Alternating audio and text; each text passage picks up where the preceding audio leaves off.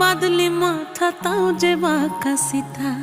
মেদিনীপুরে রায়না চিরন বাঁকুড়ার ওই ফিতা, আর যতন করে বাঁধলি মাথা তাও যে বাঁকা সিথা। পেছ পাড়ি